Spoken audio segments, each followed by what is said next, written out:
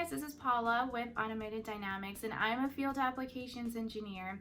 And for today's video, I thought it'd be a good idea to share my experience, strength, and hope when it comes to using the radar sensor in vehicle detection applications. So just a quick note about radar sensors in general. They are going to be best suited for applications with a high dielectric constant. And what does that mean? That just really means it's a material that is highly conductive to electricity. So metal is going to be really well suited for radar sensing applications, which makes this the perfect sensor for vehicle detection. Water also and those kind of materials are going to be well suited for the radar sensor.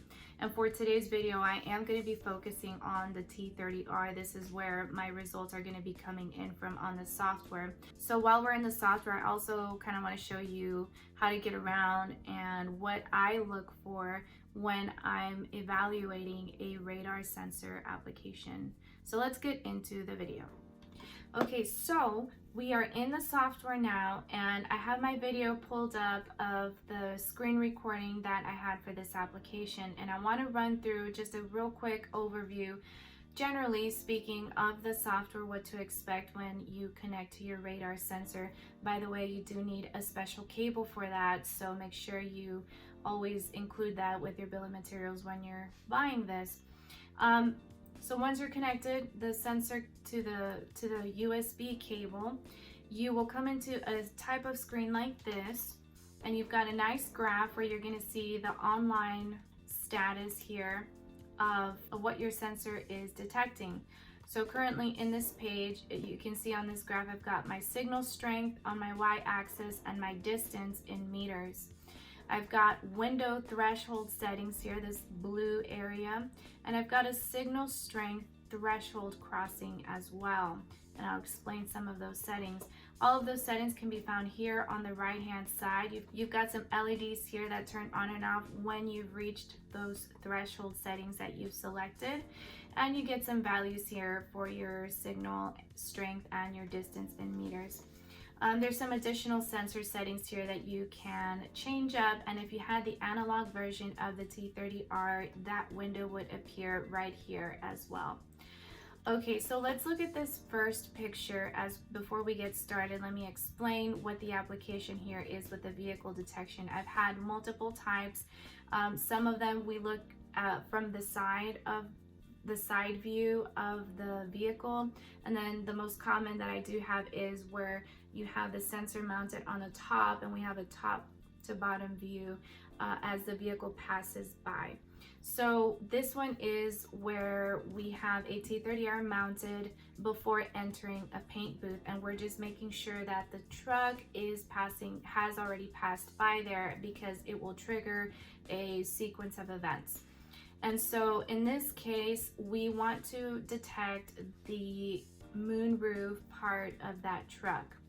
And in this first picture, before we get started, there's no vehicle underneath the radar sensor at this point. Let me tell you, the signal strength, the most common question I get about this software and just evaluating what the results look like is, what is the signal strength and what value should that look like? And so I like to start off at 20. That is just a value. First of all, this is an arbitrary value. It doesn't really have a unit of measurement. So what this means, it's just the signal strength coming back.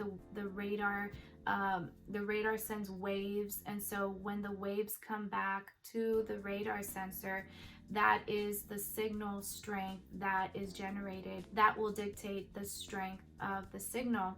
And so if you have a situation where your sensor is mounted maybe at an angle a little bit, or you're detecting a curved surface, then you're actually going to have a lot of deflection of the radar, the waves. So those are going to go somewhere else and not back into the radar. So that's why you get maybe some bad signal quality. So sometimes just making those small adjustments will help bring this value back up as you position your sensor. So in this case, we're looking down at the floor, and the floor probably has a lot of metal. It's a factory, so there's a lot of metal on the foundation, and that's what this is picking up. The signal strength can be set right here on the right hand side where the threshold setting is. You can move the bar up and down, and we have some really good quick start videos on the Banner Engineering channel that you can go check out.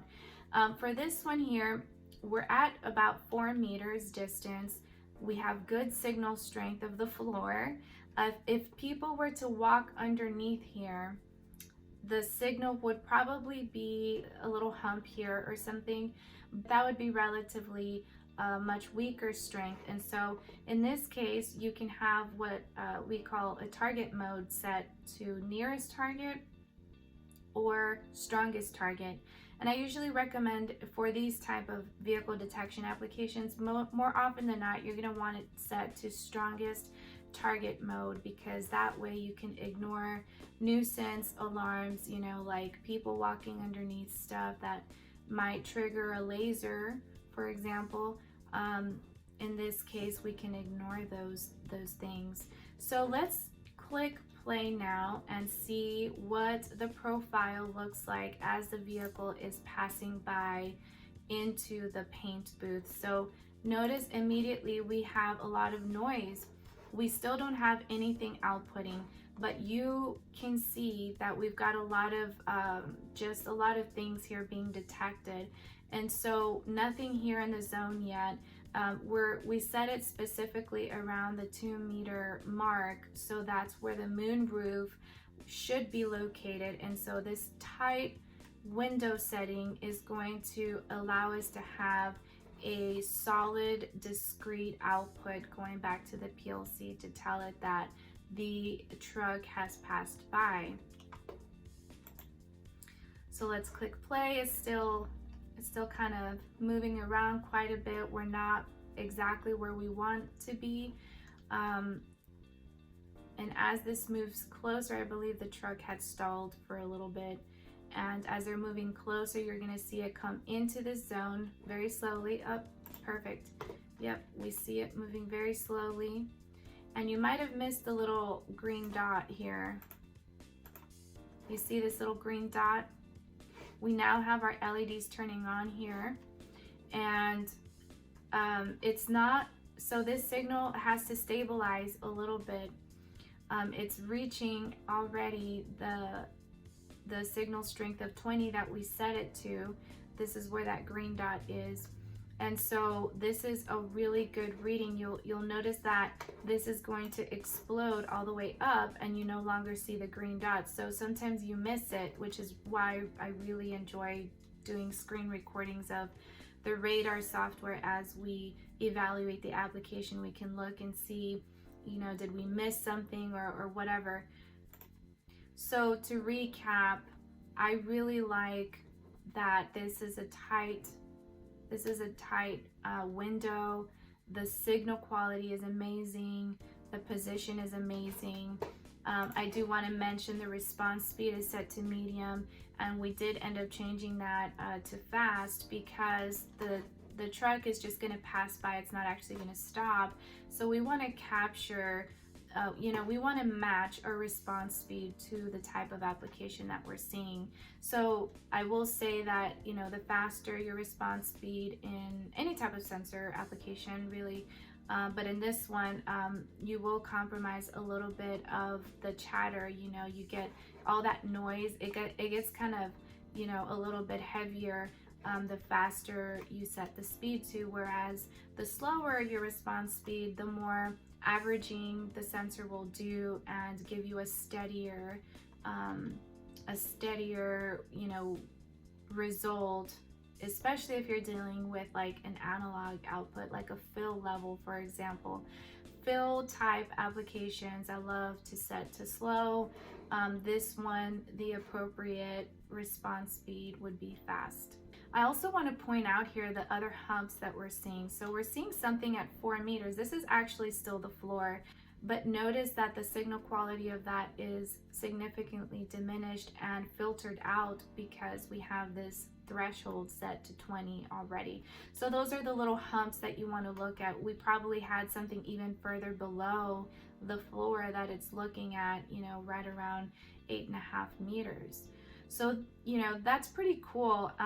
Those are the things that I look for in vehicle detection applications: the response speed, the threshold, the window setting here, and the strongest target mode is usually what I go for in vehicle detection. Of course, it always varies by applications, but for the most part, that's been my experience, and I hope that helps somebody out there. And if you have any questions, drop me a comment, send me an email, or contact your local support team. I'll see you in the next video.